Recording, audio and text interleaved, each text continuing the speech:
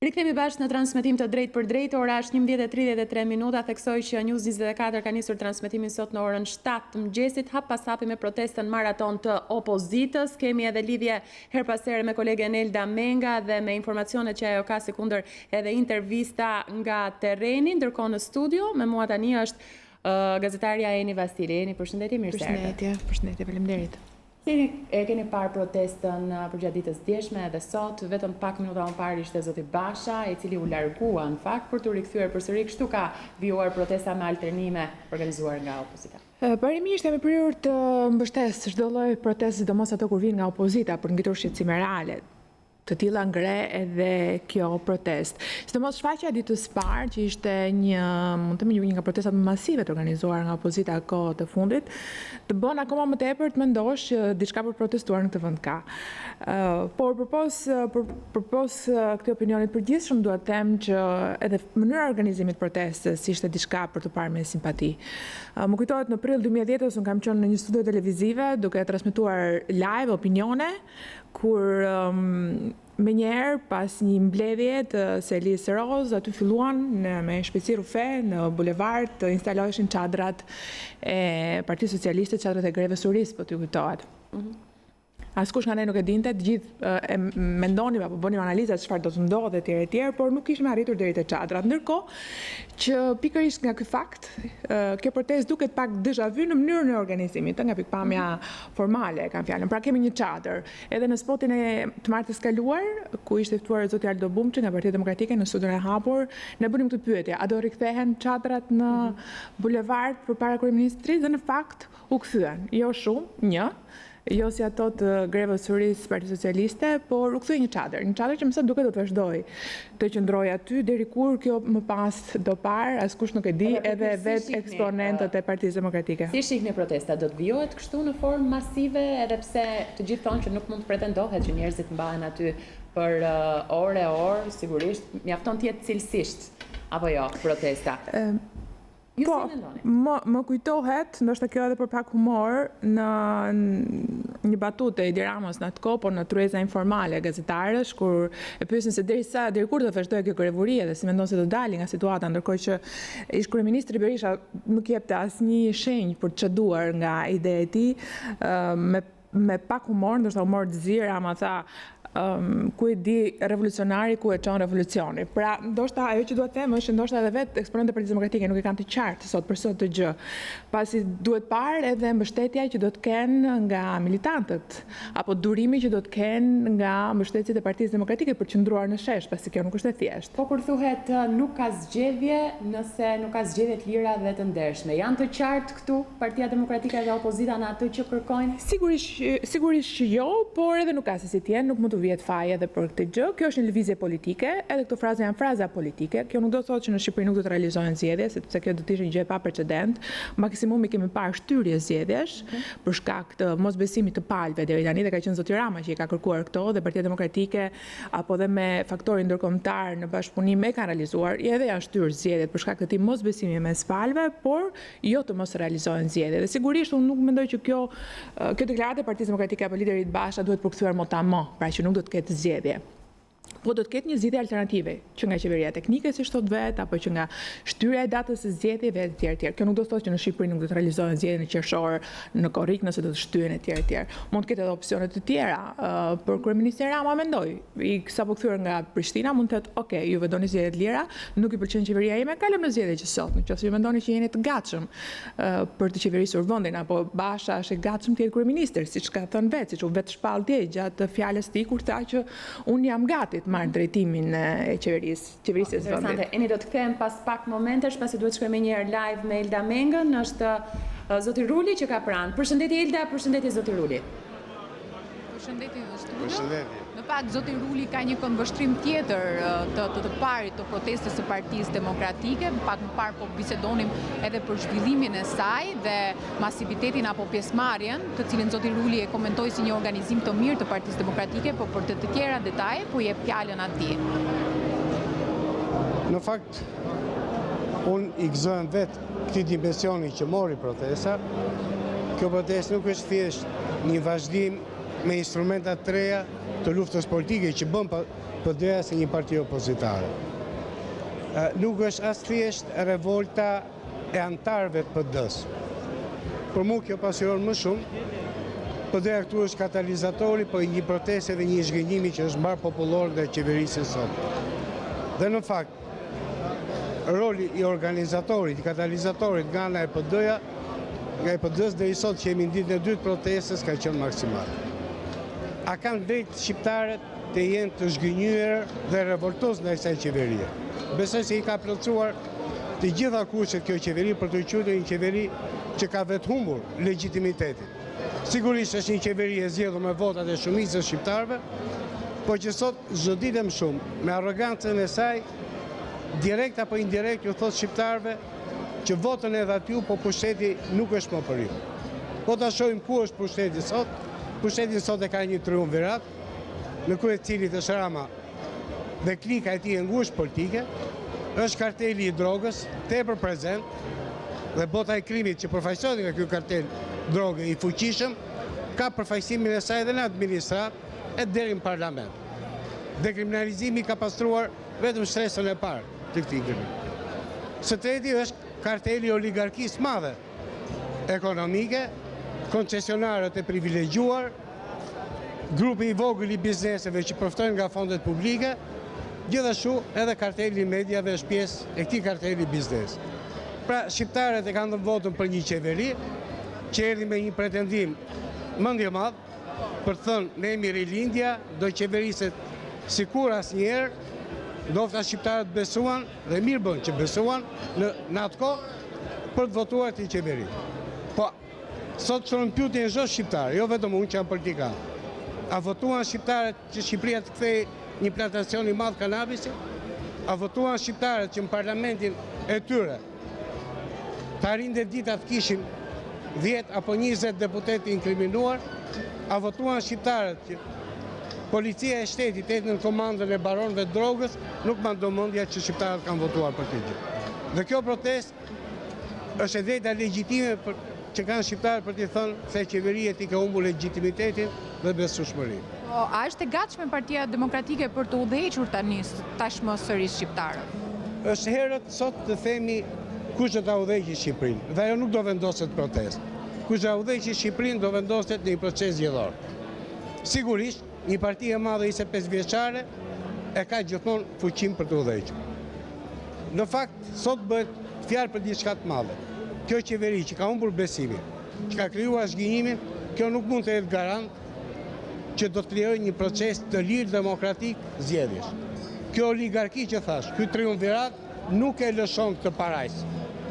Do përdori paratë e drogës, do përdori implikimin e gjithë strukturës shtetërore që rezultati i votës të blehet para se njerëzit shkojnë në kutitë e votimit. Prandaj, kjo protestë kërkon që të krijohet një situatë politike që jep besueshmërinë që do ketë zgjedhje. Kush do ta udhëheqë Shqipërinë do vendosë zgjedhjet. Zoti Ruli, kur ju thoni se kjo qeveri e ka humbur legitimitetin dhe besueshmërinë, a besoni se do të kalojmë në qeveri teknike apo do të vijohet kështu me protesta shumë gjatë? Mënyrën se si mund të arrihet zgjidhja, jemi ende larg momentit zgjidhjes. Qeveria po tregon një heshtje kokëforcie dhe mungesë reagimi, por shumë shpejt situata do vi në vlerësimin dhe në gjykimin se kush mund të zgjidhja. Sigurisht qeveria teknike nga pikpamja formale dhe historike formohet në ato momente kur qeveria e lishme ka humbur besimin dhe kredibilitetin për qeverisur. Qeveria teknike nuk është një zëvendësuese e pa lishme një qeverie që ka ardhur me votë. Përkundazi është vetëm një administrim i përkohshëm i shtetit, jo në duart e këtij triumvirati që ka kapur për të garantuar procesin e zgjedhjeve. Në finale, se kush do udhëheqë Shqipërinë do e vendosë vetëm një proces zgjedhor. Po, zoti Ruli, kisha një pyetje edhe unë, Eni Vasilia. Kemi ndarë së bashku shpesh herë opinione, prezencën tuaj në studio, po ajo që dua t'ju pyes në këtë moment, rëndësishëm për ju Partisë Demokratike, është pikërisht kjo. A nuk nuk i keni dhënë ju në 2010-ën, ish kryeministri Berisha në atë kohë një model sjellje kësaj qeverie dhe kryeministrit vet, po të kemi parasysh faktin që edhe pse u shtri në bulevard një grevurie shumë të gjatë, deputetët e opozitës në atë kohë ju nuk bët asnjë, por asnjë hap prapa. Pra, a keni dhënë ju një model sjellje? Pse mendoni që ky kryeministër duhet të sillet ndryshe kur deputetë e opozitës apo edhe militantë e saj, mbështetur nga qytetarë, thjesht janë duke protestuar përpara kryeministrisë? Varet se si dua të shohim gjërat që përmtepër sot i përkasin historisë afërme, por prapë historisë. Mendoj që PD-ja në 8 vjet e qeverisë e saj përgjithsisht ka respektuar atë që ka qenë vullneti i votës si e sollin pushtet. Ka pasur momente të ineficiencës, ka pasur momente të paaftësisë për të administruar gjitha të vullnet popullor ose qeverisje në favor të popullit, por nuk besoj që pushtetin e deleguar nga populli ta ketë përdorur vetëm për një klik shumë të kufizuar, e cila për më tepër as nuk njihet as nuk votohet nga ai që është votues shqiptar.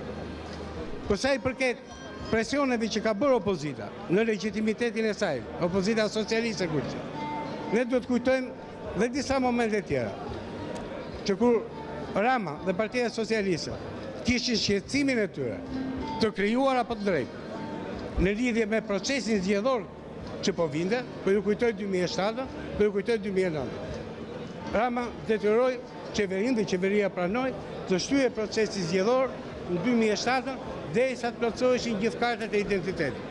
Një element që s'është shumë i rëndësishëm për procesin zgjedhor, por sidoqoftë opozita e quante provë garancie. Po kështu në 2009, Rama deri minutën e fundit ka nguruar të hyrë në proces zgjedhor dhe ka vënë detyrimin që duhet bëhen listat dhe caktohen listat e zgjedhjes. Një proces që mori shumë mund nga ana e qeverisë për të bërë dhe u bë prapë në kohë duke plotësuar këtë kërkesë. Dy procese që kanë qenë mbështetura ndërkombëtarisht, mund të themi atë kohë, shumë fort, apo jo? Që detyruan qeverinë të Rama është në tjetër situatë sot që duhet t'i garantoj gjithë forcave politike që ka kundërshtare apo aleate të tij që procesi zgjedhor nuk do kapet, nuk do shtrembërohet nga një vullnet tashmë i prishur. Dakor, po një përgjigje pak më të drejtë për drejtë pyetjes time. Pse duhet të sillet ndryshe nga Berisha në 2010 Rama sot? Nuk besoj që në 2010 Berisha, qeverisja apo Partia Demokratike kanë treguar në një eshje vrasare ndaj Ramës. Në qoftë se keni fjalën për jehonën ende të hapen kutit, Rama nuk e kishte lëvizje politike, s'kishte asnjë argument politik, por e kishte që të justifikonte mbajtjen e fronit brenda PS-s. Ajo që problem që Rama, pavarësisht se do të kthehte në protestë popullore, që se bëri ndonjëherë, ajo që në vetvete një stratagem e Ramës për të mbrojtur nga blushi e gjithë kontestuesve të tjerë që donin ta rrëzonin nga qeverisja e PS-s. Për arsye se ishte humbës në zgjedhjet e 2009-s. Faleminderit zoti Ruli për intervistën News 24.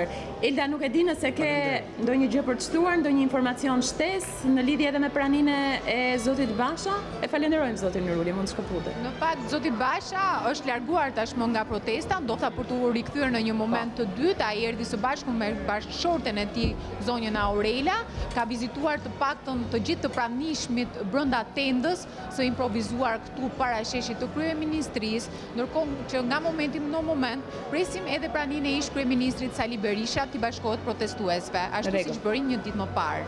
Po, do të komunikojmë përsëri bashkë live. Faleminderit. Faleminderit juve.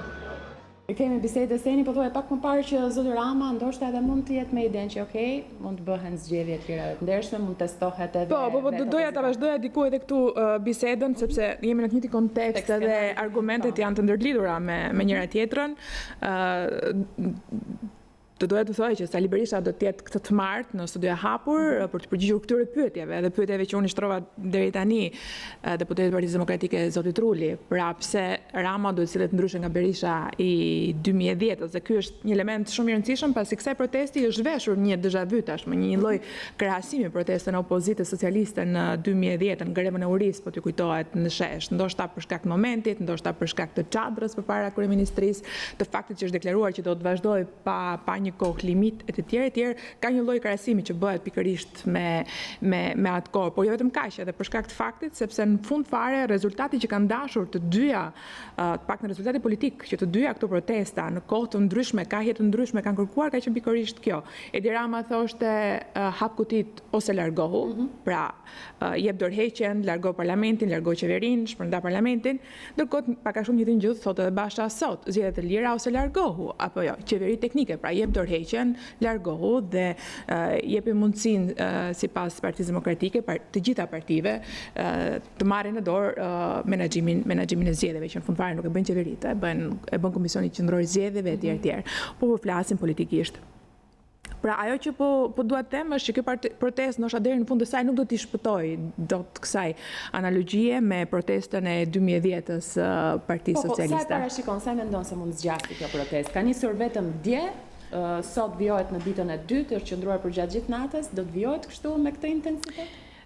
Po le themi të vërtetën që intensiteti të paktën gjatë natës, që është edhe periudha më e vështirë, nuk është shumë e vështirë për të mbajtur në mënyrën se si e ka konceptuar Partia Demokratike. Pra mjaftojnë edhe 10 persona që rrinë aty, dhe ajo protestë quhet e hapur, ajo çadër quhet e hapur, pasi ka një prani qytetare, simbolike, sigurisht, po në fund fare një protestë është e tillë, ka nevojë të jetë e tillë edhe simbolike. Ndërkohë që sigurisht duke filluar nga e hëna, unë mendoj që paraditja nuk do të jetë më kaq masive, siç pam dje, apo siç po shohim nga pamjet edhe paraditja e sotme, pasi sigurisht njerëzit kanë impenjimet e tyre, do të shkojnë në punë, do të jetë shumë e vështirë të mbahet jo vetëm numri, po dhe kompaktësia e pjesëmarrjes së qytetarëve. Kështu që do të jetë pak e vështirë. Nëse do të qëndronim gjithmonë në terma simbolik, pra 10, 20, 30 persona, kjo do të ishte e thjeshtë. Ne njoftohemi tani që në selinë e Partisë Demokratike në orën 14 do të mblidhet kryesia e Partisë Demokratike, ndoshta mund të ketë edhe vendime të tjera në kuadër të kësaj proteste, por kemi heshtje nga mazhoranca. Partia Socialiste, Lëvizja Socialiste për Integrim. Madje zoti Rama nuk ka qenë fare në Shqipëri ditën e djeshme, nga sot mund të presim ndonjë sinjal, edhe pse është herët ndoshta, por do të ketë një reagim përveç atij djeshmit që pati. Deri tani nuk kemi as informacion nëse Rama do të reagojë apo jo, as formal dhe as informal.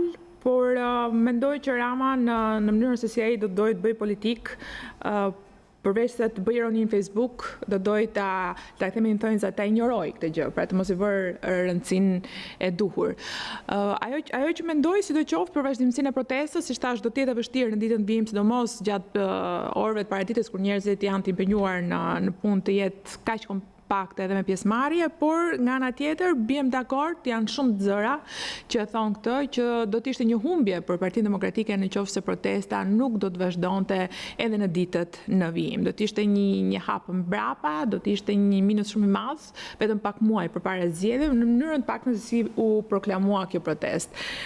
Pra nëse protesta ishte thjesht kaq, mbaron sot në darkë apo nesër në mëngjes me një fjalim tjetër të zotit Basha, mendoj që do ishte ineficiente. Pra sidomos për faktin që u mor edhe shembulli i Rumanisë, po të kemi parasysh se sa ditë u bë qytetarëve të Rumanisë që tashmë janë në shesh edhe të paorganizuar politikisht, është krejtësisht diçka tjetër. Një informacion interesant, Eni, në opinion.al, ndoshta regjia edhe fokuson për të marrë një foto, shfaqet kryeministri Rama duke konsumuar një kafe në Hotel Rogner, ndodhet bashkë me deputetin Aqif Rakipi. Është foto në opinion.al, vetëm për pak momente e transmeton edhe regjia, që thotë kryeministri është kthyer, se duket shumë afër çadrës. Kryeministri është kthyer edhe po bën indiferentin, po gjerb kafe qetësisht, pa dhënë asnjë koment për protestën e opozitës që është përpara zyrave të tij. Çfarë komenti ke për krahasimin me 21 janarin, ditën e djeshme nga vetë zoti Rama? Ja tek është foto. Ja, eni e shohim. Janë vetëm pak minuta më parë, ndoshta po zgjat kafeja dhe tani po foto është shkrepur vetëm pak momente më parë, e poston opinion.al. Kështu që është zoti Rama shumë pak metra larg protestës, e ndjek sigurisht atë, i ndjek zhvillimet, por vijon indiferenca. Komenti për 21 janarin? Komenti për 21 janarin është në fakt një moment shumë delikat, them të vërtetën. Fakti që Rama apo Tahiri thonë sot ne nuk do t'i vrasim, sigurisht nënvizon një moment për te i demokracisë do të quaja unë, si që ishte ai 21 janarit dhe ngjarjeve që ndodhen aty. Po kjo nuk e bën pa faj ish opozita në atëhershme dhe kryeministrin e sotëm Edi Rama, sidomos për faktin që u premtoi viktimave të 21 janarit që sapo të vinte në pushtet, gjëja e parë që do të bënte do të ishte zbardhja e ngjarjes, çuarja përpara drejtësisë e përgjegjësve të vërtetë etj. Ndërkohë që kemi 3 vjet apo 4 vjet tashmë, gati, që kemi vetëm një pamje, nuk do doja të quaja një teatr të përsëritur, po të paktën një skend përsëritur të këtyre luleve që vjen në bulevard dhe të njëjtave premtime që bëhen çdo vit, edhe në fakt ngjarja vazhdon akoma të mos ketë përgjegjësi të vërtetë përpara drejtësisë. Kjo bën njësoj me faj zoti Rama, po sigurisht fakti që kjo protestë është e qetë dhe nuk ka të krahasuar me protestën e 21 janarit, është vetëm në favor të Partisë Demokratike, gjithashtu forcave të policisë etj. Eni, e theksove që të martën studio e hapur do të jetë ish kryeministri i vendit zoti Berisha, e pikërisht tek zoti Berisha duhet të qëndroj pak. Ditën e djeshme, teksa nisi protesta, ne pam shumë protestues, shumë qytetarë që shkonin e përqafonin, madje mu duk më tepër me nota nostalgjike për zotin Berisha. Si duket tani Partia Demokratike kur frenat në duar i ka zoti Basha? Si mund ta bëjmë këtë krahasimin kur gjithmonë jemi parë që kur protestohet nga ana e Partisë Demokratike gjithmonë shpirti i protestës ka qenë vet ish kryeministri Berisha. Po, dhe modeli protestës në Shqipëri në përgjithësi është modeli Berisha. I ka personifikuar më mirë se kushdo tjetër këto lëvizje politike.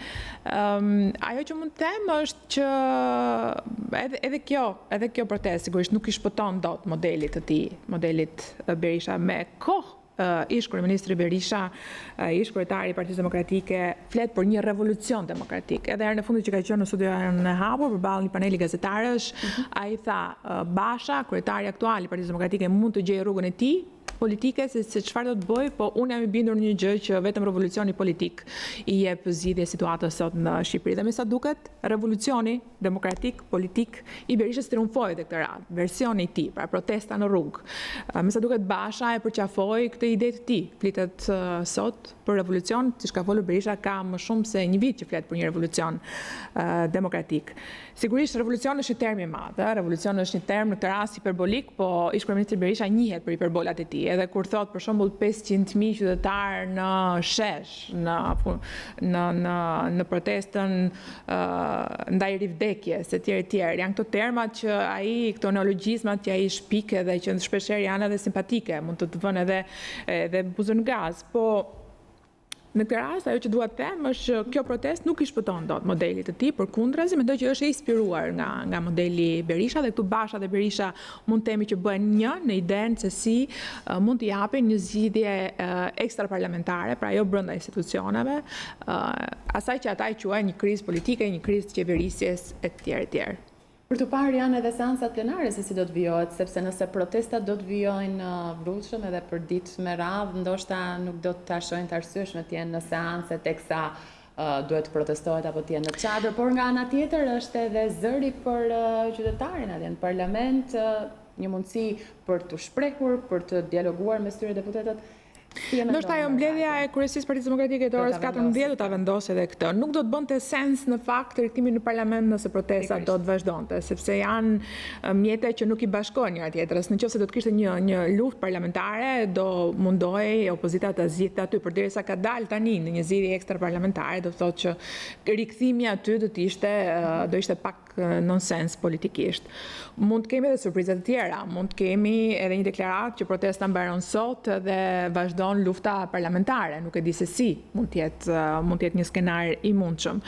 Ajo që parashikoj është që do të vazhdohet me këtë model proteste, të paktën edhe gjatë javës së ardhshme, dhe kur them model proteste, një çadër, jo me shumë persona gjatë natës, ndoshta me më pak prani pra gjatë orëve të vështira, me një prani diskrete gjatë orëve të ditës, pasi është normale, nuk ka se si njerëzit lënë punët e tyre për të bashkuar një proteste pa limit, pra do të jetë me radhë, ashtu siç po e bëjnë deputetët, i kanë njëri, vjen tjetri, pushon etj. Do të vazhdoj kështu deri në javën e ardhshme, Sigurisht pritet të gjithë presin, aq më tepër opozita një version të qeverisë, një artikulim të qeverisë. Po të paktën deri tani një fitore Basha e ka arritur, është ndërkombëtarizuar si çështje, ndërkombëtarizuar si problem. Të gjitha agjencitë e lajmeve kryesore flas, e kanë transmetuar, e kanë raportuar lajmin. Sigurisht pritet çfarë do thot BEA, çfarë do thot ambasada amerikane, çfarë do thot OSBE-ja gjithashtu. Pra, javë e ardhshme do ta pasuroj disi këtë hartë politike për të na dhënë gjitha elementet e mundshëm për të bërë edhe më tepër analizë politike, nëse do të vazhdojmë me këtë protestë deri në qershor apo jo, a do jetë e mundur kjo për Partinë Demokratike. E shoh thuajse të pamundur edhe nga pikpamja logjistike, nga pikpamja e menaxhimit human, burimeve njerëzore etj, shoh gati të pamundur. Ashtu siç e shikoj të vështirë dhe gati të pamundur, dhe arsyeën se pse zoti Rama sot, që pavarësisht Partia Demokratike duke bërë politik thotë që ka një qeveri jo legjitime, por në fakt është legjitime, është e zgjedhur me votat e popullit, me një koalicion të numrash të gjorë që i ka lejuar një qeverisje për të bërë reforma të mëdha etj bashkë me LSI-n. Sigurisht LSI-ja pritet japi versionin e saj për këtë protestë, që është po kaq interesant, ndoshta edhe më interesant si qeverisë, sepse balancat në fund fare me se duket i vendosë ajo, kanë fjalën për balancat politike dhe të numrave në parlament. Parashikimin sigurisht nuk mund ta bëjmë, por një farë mendimi mund ta japim. Mendon se do të ketë zgjedhje në 18 qershor apo do të ketë një shtyrje të tyre, dhe sigurisht e the edhe pak më parë, nuk konceptohet mos ketë zgjedhje apo jo, zgjedhje pa opozitën nuk bëhen. Sigurisht jo. Unë mendoj që do të ketë zgjedhje në 18 qershor, do ketë një zgjedhje politike, secila do të jetë ajo mbetet për tu parë, disa nga skenaret i analizuam këtu. Mendoj që do të ketë zgjedhje në 18 qershor, pasi do ishte shumë e rëndë dhe jo e mirë dhe për imazhin e Shqipërisë nëse do t'i riktheshim përsëri këtyre problematikave kaq të mëdha, shtyrës së zgjedhjeve, mosbesimit ekstrem të palëve në menaxhimin e zgjedhjeve. Kanë kaluar tashmë 26 vjet politik. Unë në këto fushata kam qenë gjithmonë në transmetime maraton, siç jeti sot, dhe pak a shumë retorika politike është kjo. Në 26 vjet, kjo herë ta vonë duhet ndryshoj, qoftë edhe besimi i palëve tek njëra tjetra.